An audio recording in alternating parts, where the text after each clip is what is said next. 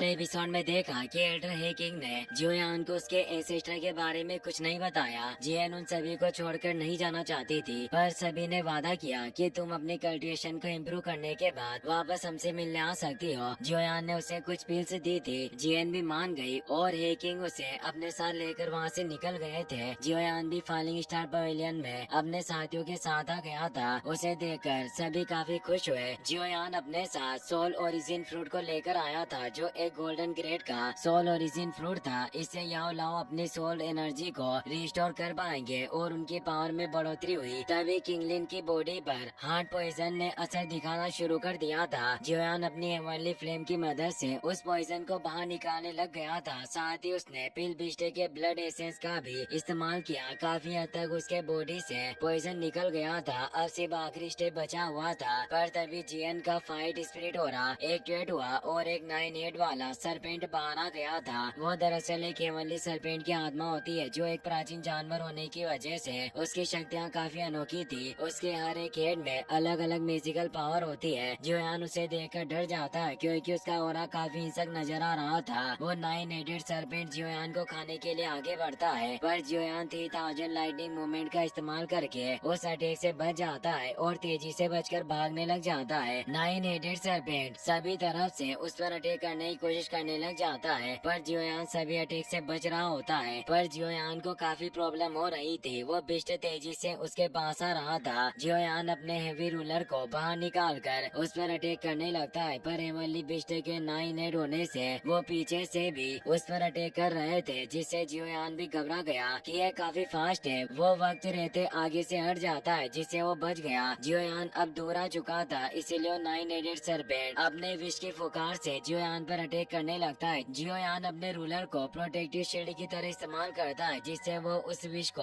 रोकने लगता है। लेकिन वो पॉइजन उछलकर किंगलिन की तरफ भी जाने लगता है, पर उसे 9 हेडेड सरपेंट का एक हेड उसके आगे आकर पॉइजन को रोक लेता है। यानी उस सर्वेंट किंगलिन को प्रोटेक्ट कर रहा था और 9 हेडेड सरपेंट क्लैन के एल्डर का बिस्ट नहीं है। जियोयान सोचता है कि वो लड़ने के लिए काफी छोटा है, इसीलिए इस लड़ाई में मेरे हाथों गलती से किंगलिन को चोट भी लग सकती है। पर तभी वो पाइथन वापस से जियोयान पर अटैक करने लगा। अब उस 9 हेडेड सरपेंट के दूसरे हेड से भी अटैक होना स्टार्ट हो गए थे। हर एक हेड में अलग अलग पावर होने से जियोयान पर कभी फायर से अटैक हो रहा था, तो कभी उस पर आइस से अटैक हो रहे थे। जियोयान 3000 लाइटनिंग स्पीड से उन सभी अटैक से भी बच रहा था, पर वो सरपेंट सारे अटैक एक साथ करने लगता है। जियोयान समझ जाता है कि इस स्नेक हेड के हर एक सर में अलग अलग एट्रीब्यूट एलिमेंटल पावर है। जियोयान तेजी से वॉल पर रन करके उन सभी अटैक से भी बच जाता है। जियोयान पाइथन के हाथ नहीं आ रहा था, इसीलिए अब 9 हेडेड सरपेंट अपने सभी एलिमेंट की पावर को मर्ज करने लगता है, जिससे एक काफी फियर्स एनर्जी का गोला क्रिएट होता है। जियोयान सोचता है कि मेरे पास अब बर्बाद करने के लिए और ज्यादा वक्त नहीं है, मुझे अब एक्शन लेना होगा।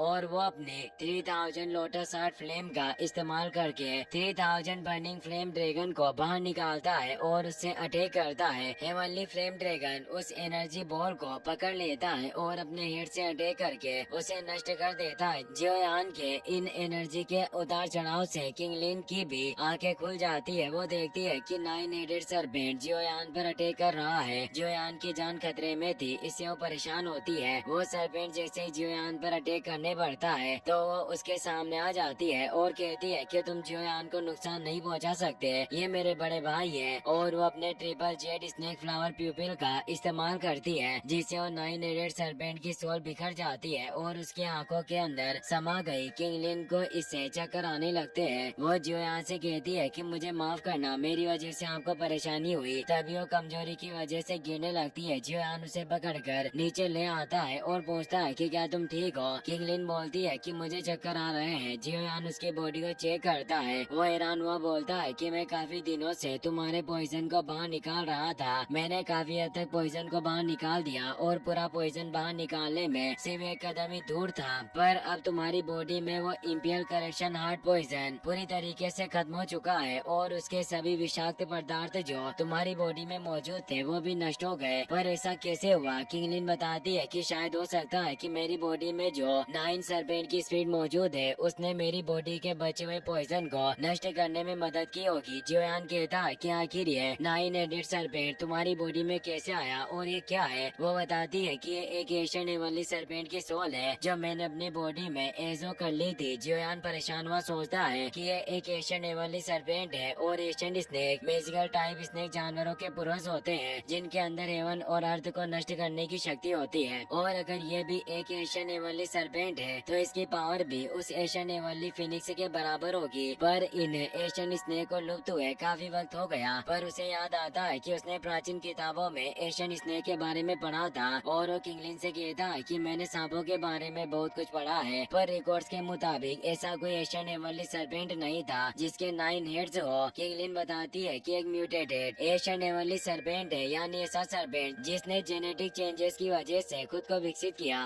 किंगलिन विस्तार से बताती है कि मैं गलती से एशियन माउंटेन रेंज में पहुंच गई थी जहां मुझे एशियन एवनली सरपेंट का स्केलेटन मिला। मैं उसके बारे में जानने के लिए उत्सुक थी, जिसलिए जिज्ञासा की वजह से मैंने triple Z green snake flower pupils का इस्तेमाल किया। मैंने कभी नहीं सोचा था कि हड्डियों के उस ढांचे के अंदर एशियन एवनली सरपेंट की आत्मा मौजूद होगी जो मेरी टेक्निक की वजह से बाहर निकल आई। प्राचीन काल में सभी सांपों के बीच रॉयल ब्लड लाइन वाले टॉप मैजिकल बीस्ट के सिर्फ 2 ही कबीले हुआ करते थे। एक ये एशियन एवनली सरपेंट था और दूसरा स्काई ड्योरिंग पाइथन था। और बीस्ट डोमेन में जो 9 नेदर अर्थ क्लेन के लोग हैं वो भी इन्हीं एशियन एवनली सरपेंट के वंशज है। जियोयान स्काई ड्योरिंग पाइथन के बारे में सोचने लगता है। उसे मेडुसा की याद आती है क्योंकि काइलिन भी विकसित होने के बाद 7 कलर्ड स्काई ड्योरिंग पाइथन में बदल गई थी जो उसके साथ इतने वक्त तक रही। और वो किंगलिन से कहता है कि तुम्हारी बॉडी में मौजूद एशियन एवनली सरपेंट को लगा होगा कि मैं तुम्हें चोट पहुंचाऊंगा, इसीलिए उसने मुझ पर हमला किया। किंगलिन क्षमा मांगते हुए कहती है कि मुझे आपको पहले इस बारे में बता देना चाहिए था, पर अब मैं फ्यूचर में कभी इस एशियन एवनली सरपेंट को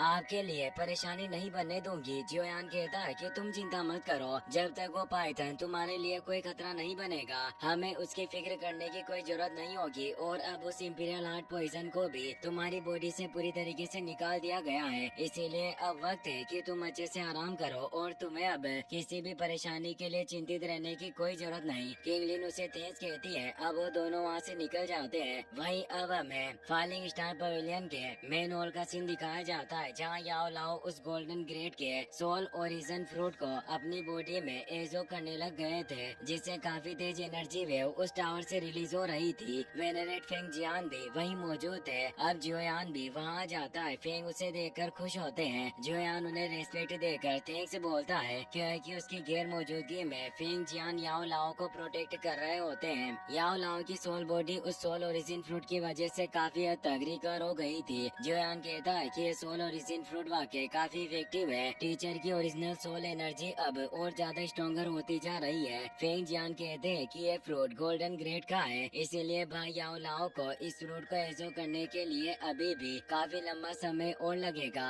जियोयान कहता है कि इतने वर्षों के इंतजार के बाद अब जल्दी वो वक्त आ जाएगा जब मैं मास्टर के लिए फिजिकल बॉडी को रिफाइन करूंगा, पर इसमें इतनी जल्दबाजी करने की जरूरत नहीं। मास्टर को आराम से पहले अपने सोल पावर को रिकवर करना चाहिए और मैं निश्चित रूप से पूरी सेफ्टी के साथ मास्टर की फिजिकल बॉडी को रिफाइन करूंगा। फेंग जियान उसे कहते हैं कि तुमने प्राचीन खंडरों से आने के बाद बिल्कुल भी आराम नहीं किया, इसीलिए तुम थोड़ा आराम कर लो। मेरे यहाँ होते हुए तुम्हारे मास्टर को कोई नुकसान नहीं पहुँचा सकता। जियोयान कहता है कि ठीक है, मैं समय का सदुपयोग करूंगा और प्राचीन खंडरों से अपनी लाई हुई हेवनली टीयर की कॉम्बैट स्किल को एजो करूंगा। फेंग जियान हेवनली टीयर कॉम्बैट स्किल का नाम सुनकर हैरान होते हुए कहते हैं कि इस हेवनली स्किल को तो सभी कबीले के लोग हासिल करना चाहते थे, साथ ही ओल्ड गोस्ट जाइजिंग भी इसे हासिल करने आया था, पर फिर भी उनके हाथ कुछ नहीं लगा। वहाँ के लड़के तुम काफी कमाल के हो जो तुमने सभी की नजरों से बचते हुए इसे पा लिया। जियोयान कहता है कि मेरा भाग्य अच्छा था, इसीलिए मैं इसे हासिल कर पाया। और अब वो एक शांत जगह के लिए दूसरे होल में आ जाता है जहाँ वो उस डूशेंग की उन 3 हड्डियों को बाहर निकालता है जिनमें वो हेवनली कॉम्बैट स्किल इम्प्रिंट थी। जियोयान अपनी सोल पावर के थ्रू उन हड्डियों से हेवनली कॉम्बैट स्पेस में जाने की कोशिश करता है, पर ऐसा नहीं कर पाता। वो हैरान हुआ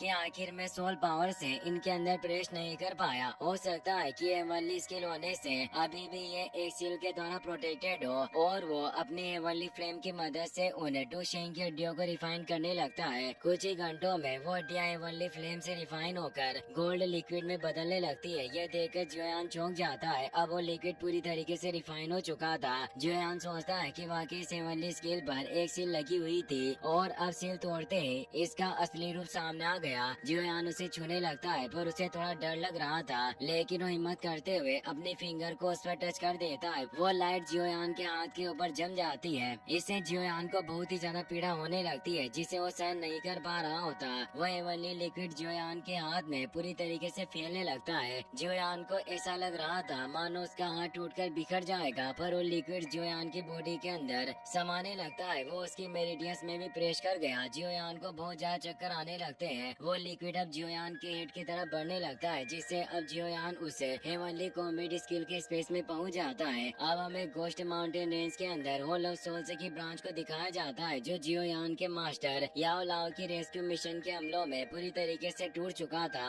उस होल ऑफ सोल्स ब्रांच के सभी प्रोटेक्टर बाहर आ जाते हैं, साथ ही सभी सोल एनोई भी बाहर आते हैं। वहाँ काफी सारी एनर्जी इकट्ठा होने लगती है और सभी सर झुका लेते हैं, क्योंकि वहाँ पर होल ऑफ सोल्स की एक एल्डर आ गई थी। सभी एनोई उन्हें 9 से सोरवेन कहकर संबोधित करते हैं, क्योंकि होल ऑफ सोल्स की 9वीं तियानजुन होती है, जिसका नाम जियो तियानजुन होता है। वो बोलती है कि उस फालिंग स्टार पवेलियन ने मेरी होल ऑफ सोल्स की ब्रांच को नष्ट किया, इसीलिए इसका हिसाब तो हमें फालिंग स्टार पवेलियन से लेना ही होगा। सभी एनोई और प्रोटेक्टर नारे लगाने लगते हैं कि हमें उस फालिंग स्टार पवेलियन को नष्ट करना ही होगा और उस लड़के जियोयान और मास्टर याओ लाओ को भी वापस कैद करना चाहिए। जियो तियानजुन कहती है कि तुमने ठीक कहा, इस तरह से हम फालिंग स्टार पवेलियन से बदला भी ले पाएंगे और जियोयान के साथ याओ लाओ को भी वापस कैद कर लेंगे। अब वहाँ से निकल जाते हैं। इसी के साथ ये एपिसोड यहीं पर खत्म हो जाता है।